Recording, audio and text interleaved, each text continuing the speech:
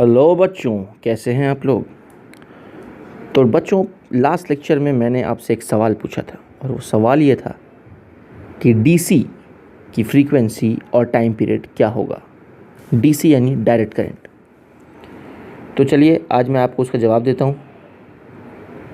तो ये हमने ना ग्राफ बनाया था और इस ग्राफ में हमने डीसी को इस तरह से शो किया था, यानी डायरेक्ट करंट को इस तरह से शो किया था। यहाँ पे वाई एक्सिस पे हमारा करंट था और एक्स एक्सिस पे टाइम था और हम देख रहे थे कि this is the direct current. Direct current एक ऐसा करंट है जिसका मैग्नीट्यूड भी कांस्टेंट होता है और जिसकी दिशा भी कांस्टेंट होती है। तो यहाँ पर डायरेक्ट करंट की अगर हम फ्रीक्वेंसी की बात करें तो फ्रीक्वेंसी क्या होता है, नंबर ऑफ़ साइकिल्स पर सेकेंड, है ना। तो यहाँ पे कितनी साइकिल्स ये बना रहा है, कोई भी साइकिल नहीं बना रहा ना। साइकिल्स तो कुछ बना नहीं रहा ना ये, तो क्योंकि कोई साइकिल्स ये बना ही नहीं रहा, इसलिए number of cycles is zero cycle पर सेकेंड, है ना। तो याद रखिए कि डीसी की जो फ्रीक्वेंसी होती है वो क्या होती है, ज़ीरो होती है। और वही अगर हम टाइम पीरियड की बात करें तो टाइम पीरियड 1 फ्रीक्वेंसी होता है, यानी 1/0। This implies that time period is nothing but infinite. ठीक है। सो time period is infinity and frequency is zero. किसके लिए? For direct current, for direct current. ठीक है। तो ये एक छोटी सी बात है जो आपको ध्यान में रखनी है। ये आगे हम बार बार यूज़ करेंगे इसको, है ना। तो इसको आप नोट बोल के कहीं तो लिख के रख लें और पॉज करके आप ये कॉपी कर लें, फिर हम कुछ और बातें प्यारी प्यारी करते हैं। तो डियर स्टूडेंट्स, आज का जो लेक्चर है थोड़ा क्रिटिकल लेक्चर होने वाला है। कुछ बहुत ही क्रिटिकल बातें आज हम सीखने वाले हैं। और इसके पहले कि हम आगे बढ़ें, मैं एक बार आपको याद दिला देता हूँ कि अब तक हमने क्या पढ़ा। तो अब तक हमने ये देखा कि एसी करंट जो होता है वो हमें एसी जनरेटर से मिलता है। किसी भी एसी जनरेटर से के अंदर जो चेंज इन फ्लक्स होता है, फ्लक्स का फॉर्मूला हमने पढ़ा, phi is equal to B A cos theta. Cos theta लिखें या कॉस ओमेगा टी लिखें, बात एक ही है। और चेंज इन फ्लक्स किसके वजह से हो रहा था, इस एंगल में चेंज आने की वजह से फ्लक्स में चेंज आया, और फ्लक्स में चेंज आने की वजह से वहाँ जो ईएमएफ इंड्यूस हुआ उसको हमने बोला एन बी ए ओमेगा साइन ओमेगा टी। और इस एन बी ए ओमेगा ये पूरा का पूरा कांस्टेंट है, इसी को हमने पीक वैल्यू ऑफ ईएमएफ बोला, जिसको हमने बोला ई नॉट साइन ओमेगा टी। तो ये हमारा फ्लक्स का एक्सप्रेशन था। ये हमारा अल्टरनेटिंग ईएमएफ या वोल्टेज का एक्सप्रेशन है। और फिर यहीं से हमने ओम्स लॉ के ज़रिए से करंट का भी एक्सप्रेशन डिराइव कर लिया। Current was I not sine omega T. तो डियर स्टूडेंट्स, ये वो अल्टरनेटिंग करंट का एक्सप्रेशन है।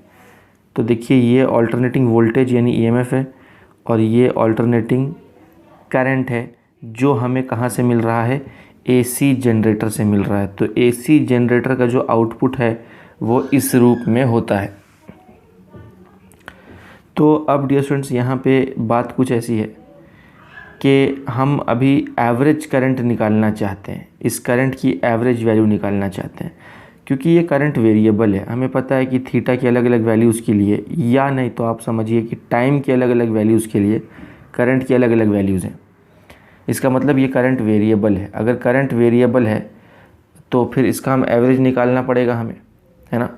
तो अगर हम इसका एवरेज निकालना चाहते हैं, एवरेज करंट अगर हम निकालना चाहते हैं तो हम कैसे निकाल सकते हैं। अब देखिए, एवरेज करंट निकालने के लिए हमें कुछ बेसिक बातें सीखनी होगी। तो हमें ये सीखना होगा कि how to calculate average using integration. ठीक है। तो हमारा अगला टॉपिक है calculating average using integration. Calculating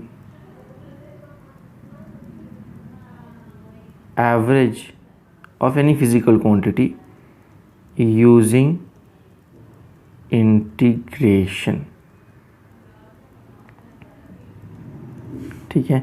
तो इंटीग्रेशन का यूज़ करके हम कैसे एवरेज निकाल सकते हैं। तो देखिए, अगर आपको याद हो, शायद से मैंने लेक्चर्स में बताया भी है, लेकिन बाय चांस नहीं भी बताया तो कोई बात नहीं। देखिए, अगर मान लीजिए y कोई फिज़िकल क्वांटिटी है which is a function of x, ठीक है। तो उस केस में y की जो एवरेज वैल्यू होगी वो होगी integration of y dx upon integration of dx। और यहाँ x की लिमिट हम पुट कर सकते हैं x1 से x2 तक, मतलब जहाँ से जहाँ तक भी हम एवरेज निकालना चाहते हैं वहाँ वो वाली लिमिट्स हम यहाँ पे पुट कर सकते हैं। ठीक है। Similarly if y is a function of time, मान लीजिए y is a function of t, तो फिर y का एवरेज वैल्यू हमें कैसा मिलेगा, वो हमें मिलेगा integration of y dt upon integration of dt। ठीक है। ये एवरेज निकालने का जनरल फार्मूला है बाय यूजिंग इंटीग्रेशन। ठीक है। अभी आपको कुछ नहीं समझ में आया होगा, इसका मीनिंग आपको समझ में नहीं आया होगा, कोई बात नहीं, मैं कुछ एग्जांपल्स लेके आपको समझाने की कोशिश करता हूँ कि इस फार्मूला के थ्रू बेसिकली हमें क्या मिल रहा है। आइए देखते हैं। तो डियर स्टूडेंट, सपोज़ अगर हम बात करें वेलोसिटी की, ठीक है, तो मान लो velocity is a function of time. ठीक है। अच्छा, average velocity by the way क्या होती है? एवरेज वेलोसिटी होती है total displacement upon total time. ये बचपन में आपने पढ़ा है ना। अब इसी एवरेज वेलोसिटी को अगर मैं इंटीग्रेशन के थ्रू निकालना चाहूँ तो मैं कैसे निकाल सकता हूँ? मान लीजिए velocity is a function of time. ठीक है। तो मान लीजिए कि वेलोसिटी हमें गिवन है कि velocity is nothing but suppose t² plus 5। ठीक है। ये velocity is given as a function of time और हमसे पूछा गया है कि इस वेलोसिटी की एवरेज वैल्यू क्या होगी। तो देखिए, ये वेलोसिटी की एवरेज वैल्यू निकालने के लिए, अच्छा ये एवरेज वैल्यू पूछा है और एवरेज वैल्यू कहाँ से कहाँ तक के लिए पूछा है? मान लीजिए उसने बोला है कि t = 0 से लेकर के t = 2 सेकेंड तक हमको वेलोसिटी की एवरेज वैल्यू निकालनी है t = 0 से t = 2 तक के लिए। ठीक है। तो हम कैसे निकाल पाएंगे? हम अपना फॉर्मूला लगाएंगे, v average is what, integration of v dt upon integration of dt। ये मैंने कैसे लिखा? देखिए, v is a function of t, तो मैंने आपको यहाँ पे बताया था कि अगर y is a function of x तो हम उसकी एवरेज वैल्यू क्या लिखते हैं? Integration of y dx upon integration of dx। ठीक है। तो सिमिलरली अगर y t का फंक्शन है तो हम उसकी एवरेज वैल्यू क्या लिखते हैं? Integration of y dt upon integration of dt। ठीक है। तो यहाँ y की जगह पर वेलोसिटी है ना, वही वेलोसिटी हमने यहाँ पुट किया है, तो आप देख सकते हैं integration of v dt upon integration of dt। ये फार्मूला के हिसाब से मैंने पुटअप कर दिया। तो बेसिकली ये integration v dt upon integration dt करके हमें मिल क्या रहा है? तो अगर आपको मैं थोड़ा सा याद दिलाऊं कि हमने पढ़ा था बचपन में कि डियर स्टूडेंट्स कि जो हमारी इंस्टेंटेनियस वेलोसिटी होती है वो क्या होती है? dx upon dt। तो very small displacement upon very small time, और यहाँ से dx क्या होता है? dx होता है v dt। तो अगर हम इंटीग्रेट करेंगे बोथ द साइड्स तो बेसिकली तो इंटीग्रेशन v dt हमें क्या दे रहा है? डिस्प्लेसमेंट दे रहा है ना। देखो ना, velocity into time will give you what? Displacement ना। ठीक है। तो वही चीज़ यहाँ पे हो रही है। यहाँ पे this entire thing is nothing but total displacement. So this entire thing is nothing but total displacement and this entire thing is nothing but total time. तो देखिए, जो हमने यहाँ पे देखा था average velocity is total displacement upon total time, वही चीज़ यहाँ भी आ गई, total displacement upon total time. यानी बेसिकली ये इंटीग्रेशन वाले फार्मूले से हम यहीं तक पहुँचना चाहते हैं, है ना। तो आपको वहाँ से एवरेज मिल जाएगा। तो अब ये एवरेज अगर हमको कैलकुलेट करना है तो मैं आपको फर्दर सॉल्व करके दिखा देता हूँ, इसको हम किस तरह से फर्दर सॉल्व कर सकते हैं वो देखते हैं। तो अब अगर इसको मैं आगे बढ़ाऊँ तो लिमिट्स हम पुट कर सकते हैं 0 से 2 तक और 0 से 2 तक। ठीक है। तो इंटीग्रेशन v dt में हम पुट कर देते हैं तो मैं लिख रहा हूँ v average is nothing but integration of v d t. V हमारा क्या है, t² + 5 into d t upon integration of d t. पहले इंटीग्रेट कर लेते हैं, फिर लिमिट्स पुट करेंगे। तो ये क्या हो जाएगा, ये हो जाएगा integration of t² D T plus 5 बाहर निकलेगा और ये हो जाएगा integration of d t upon integration of d T.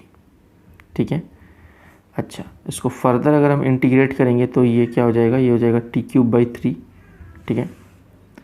तो चलिए मैं इसको अगले पेज पे लिखता हूँ। तो यहाँ पे वी एवरेज हम क्या लिख सकते हैं, t³/3।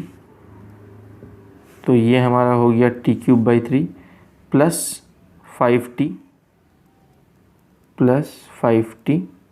अपॉन नीचे इंटीग्रेशन ऑफ dt है तो ये हो जाएगा t। ठीक है। तो इसको मैं लिख दे रहा हूँ t। अब लिमिट्स पुट करते हैं यहाँ 0 से 2 तक, और यहाँ भी ये पूरे में लिमिट पुट कर देता हूँ 0 से 2 तक।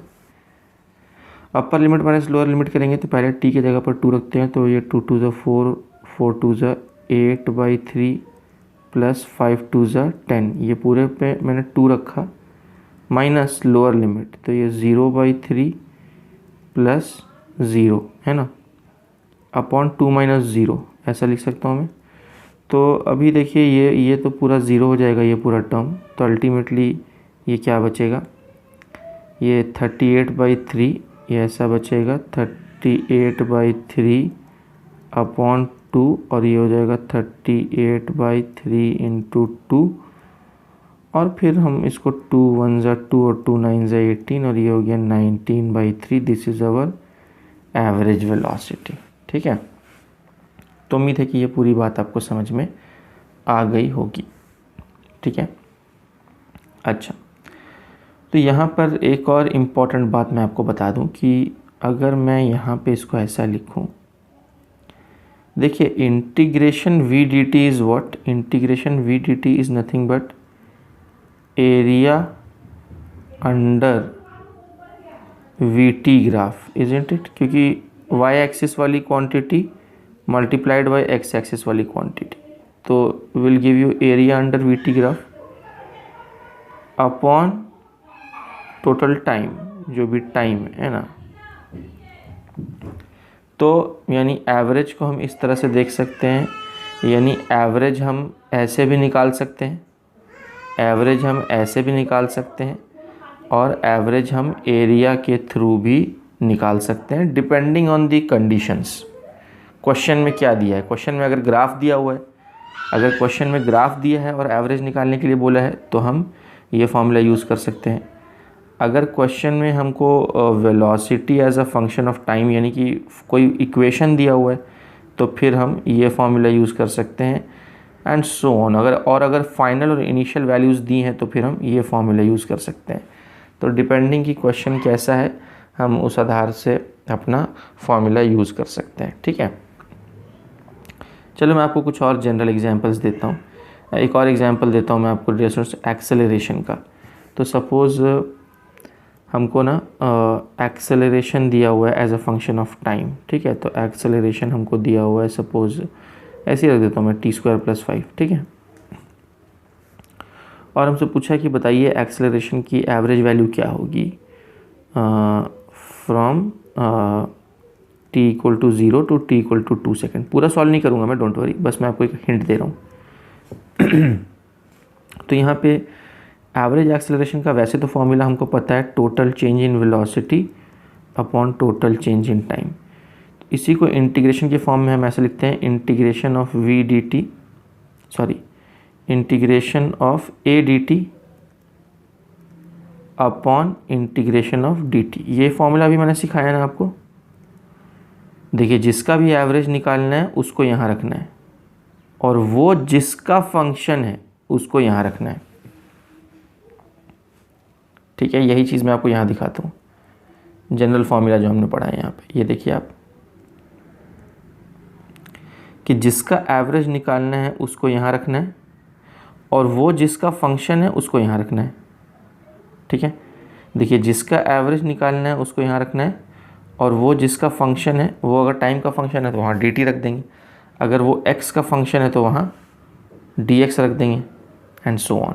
ठीक है, और यहाँ जो चीज़ होगी वही यहाँ होगी, यहाँ जो चीज़ होगी वही यहाँ होगी। ठीक है, तो वही चीज़ हम यहाँ पे कर रहे हैं डियर स्टूडेंट्स। तो उम्मीद है ये बात आपको समझ में आ रही होगी। तो यहाँ पे अगर एक्सेलरेशन का एवरेज निकालना है तो वही मैं यहाँ समझा रहा था कि अगर एक्सेलरेशन का एवरेज निकालना है तो यहाँ एक्सेलरेशन लेना है, और क्योंकि वो टाइम का फंक्शन है तो इसीलिए हमने यहाँ क्या लिखा, dt लिखा, और क्योंकि यहाँ dt लिखा तो यहाँ भी क्या लिखेंगे, dt लिखेंगे। ठीक है, ये हमारा फॉर्मूला है बेसिकली। ठीक है, और जो लिमिट्स है वो तो खैर पुट करना ही है। तो बेसिकली अगर आप देखें तो मैं आपको याद दिलाऊं कि अभी बचपन में आपने पढ़ा था कि एक्सेलरेशन क्या होता है, एक्सेलरेशन होता है dv/dt। ठीक है, इंस्टेंटेनियस एक्सेलरेशन। और यहाँ से dv हम क्या लिख सकते हैं, a × dt, और अगर मैं इंटीग्रेटिंग बोथ साइड्स कर दूँ तो हम देख रहे हैं कि a dt का इंटीग्रेशन करने से हमें क्या मिल रहा है, delta v, change in velocity, है ना।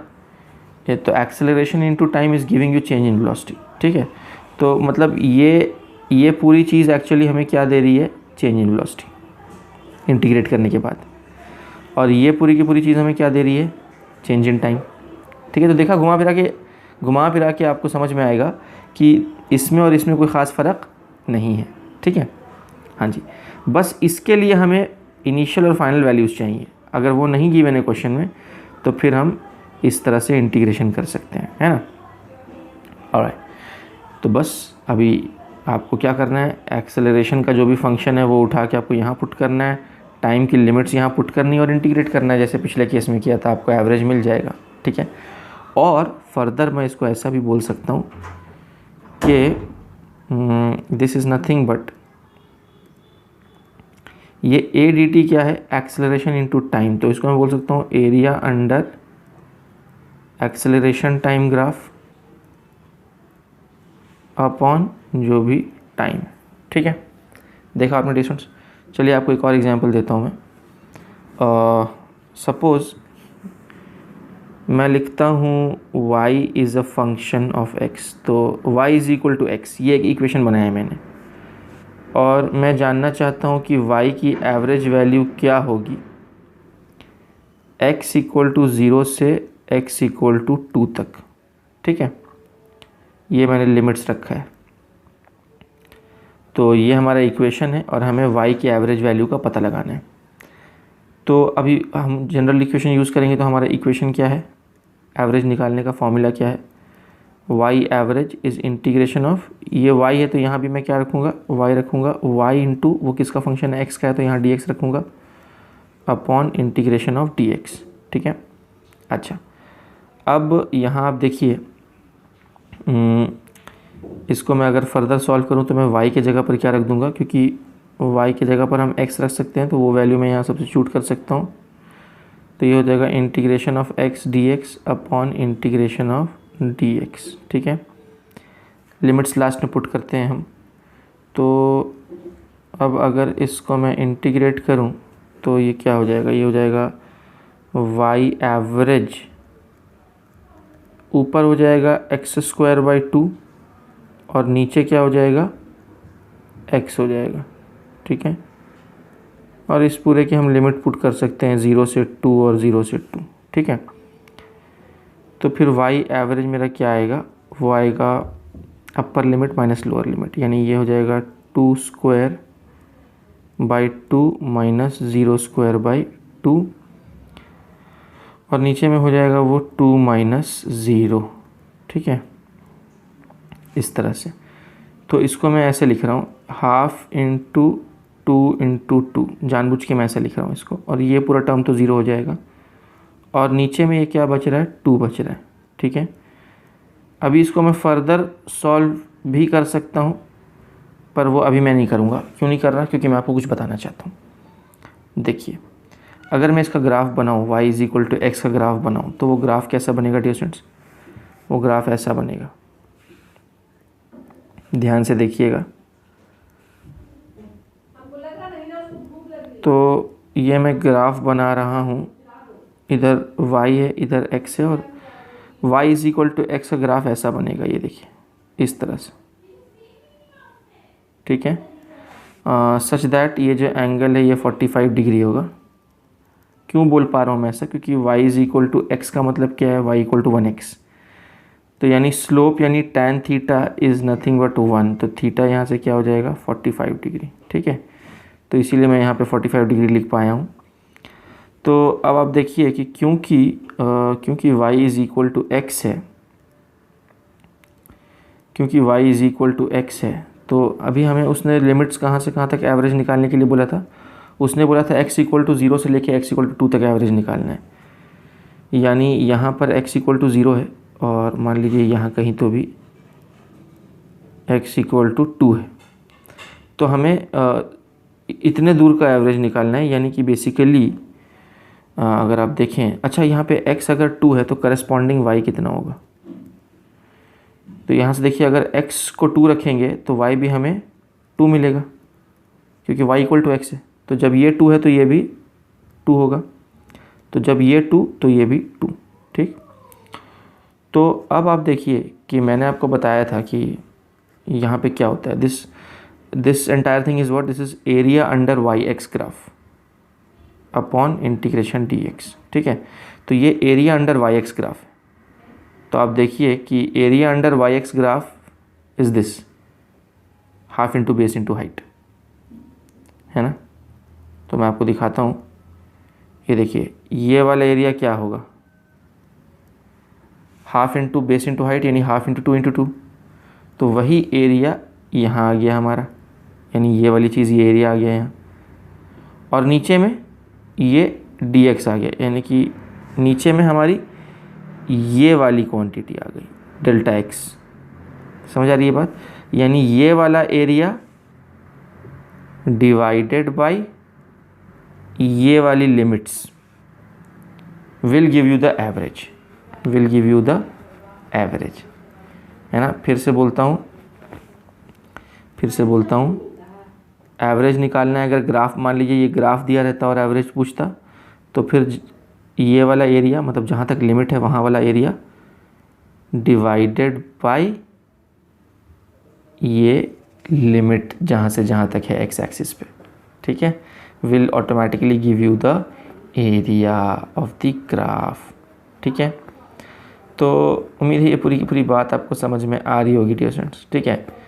इसी तरह से अगर हम करंट की बात करें, करंट का अगर हमको एवरेज वैल्यू निकालना है, देखिए एक तो होता है इंस्टेंटेनियस करंट। तो इंस्टेंटेनियस करंट क्या होता है, D Q upon D T, ठीक है।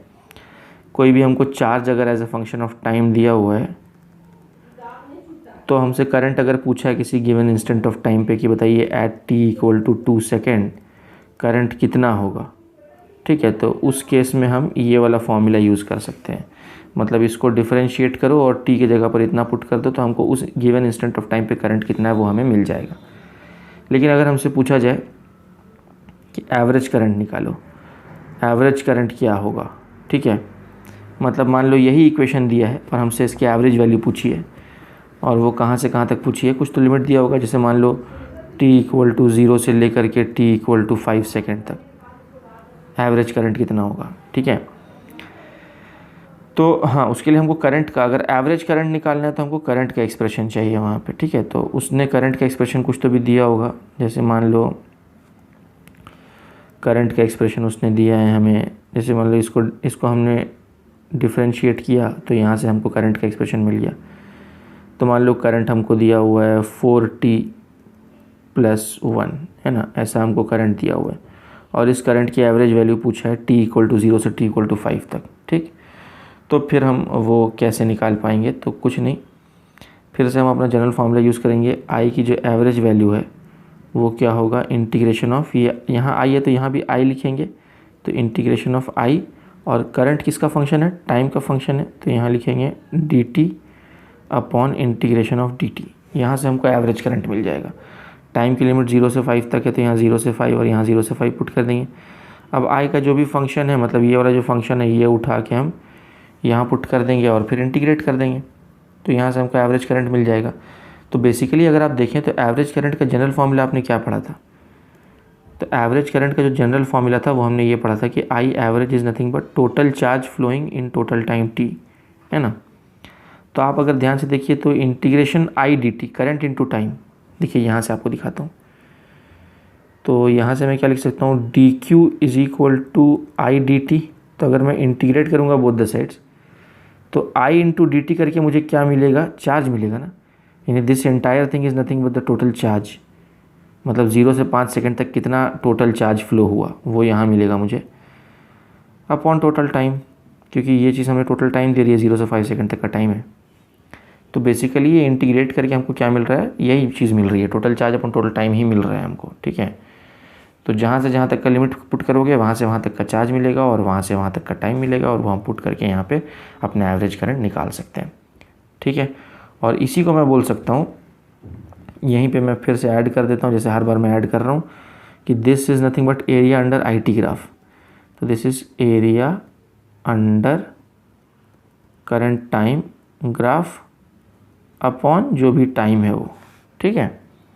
तो इस तरह की बात है। तो कहने का मतलब ये है कि अगर आपको कोई भी आई टी ग्राफ दिया हुआ है, जैसे मान लीजिए इस तरह से ऐसा ग्राफ दिया हुआ है आपको, ठीक है, और ये मान लीजिए इस तरह से दिया है, यहाँ ये 0 है और ये यहाँ 5 है, और उसने बोला है कि भाई इधर करंट है और इधर टाइम है, ये आई टी ग्राफ है।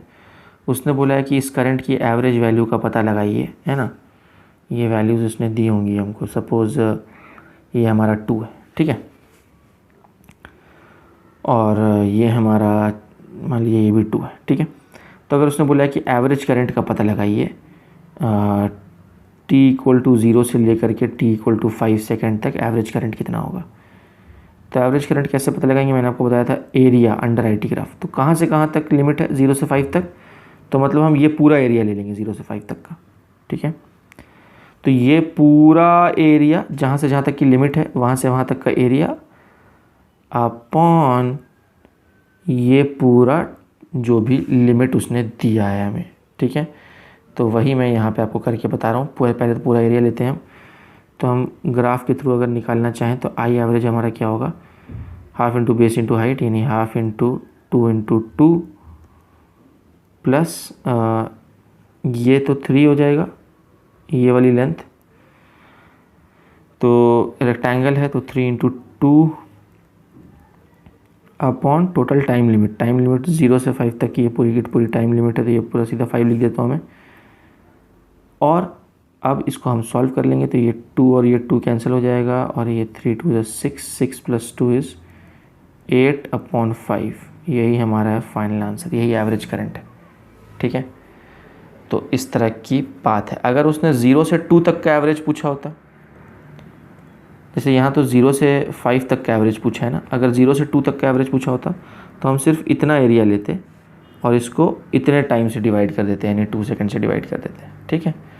तो उम्मीद है कि आपको ये पूरी बात समझ में आई होगी, बेसिक कि हम इंटीग्रेशन का यूज़ करके एवरेज कैसे निकाल रहे हैं। तो एवरेज या तो ऐसे निकाल लो या ऐसे निकाल लो, या एरिया के थ्रू भी निकाल सकते हैं डिपेंडिंग ऑन दी क्वेश्चन, ठीक है। तो इसके पहले कि हम आगे बढ़ें, मैं चाहूँगा कि आप ना ये चीज़ें अगर आपको कॉपी करनी है, हाँ, तो आप पॉज करके पहले ये कॉपी कर लें, और एक बार ये कॉपी हो जाए तो फिर आप पॉज करके ये कॉपी कर लें, और एक बार ये कॉपी हो जाए तो फिर आप डियर स्टूडेंट्स पॉज करके ये कॉपी कर लें, और एक बार ये सब एग्जाम्पल से बस समझाने के लिए, सारा बेसिक चल रहा है अभी, है ना। बेसिक नहीं मालूम रहेगा तो फिर आगे कैसे बढ़ पाएंगे, है ना।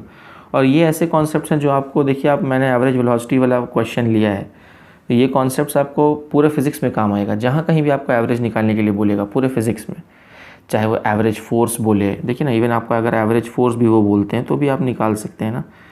एवरेज फोर्स क्या होगा, integration of F D t upon integration of T T, और ये basically total change in momentum है। क्योंकि आप देखिए कि हमारा फोर्स क्या होता है, फोर्स होता है D P upon D T, तो डी टी को उधर भेज दीजिए, तो एफ डी टी क्या है, F D T basically total change in momentum है ना। This is total change in momentum upon total change in time, है ना। तो ये basically delta P upon delta T है, ये पूरी की पूरी चीज़, ठीक है ना। तो ये आपको कहीं भी काम आएगा, ये कॉन्सेप्ट पूरे फिज़िक्स में आपको कहीं भी काम आ सकता है। तो इसका आपने ले लिया होगा, कॉपी कर लिया होगा ये वाला आपने ना। अभी आप ये भी कॉपी कर लो, और एक बार ये कॉपी हो जाए तो फिर आप ये कॉपी कर लो। यहाँ मैं ये समझाना चाह रहा था कि ऊपर में हमको एरिया मिल रहा है और नीचे में हमको एक्स एक्सिस की जो लिमिट है वो मिल रही है, ठीक है। पॉज करके ये कॉपी कर सकते हैं और फिर पॉज करके ये कॉपी कर लें, और फिर ये हो जाए तो फिर आप पॉज करके ये कॉपी कर सकते हैं, ठीक है।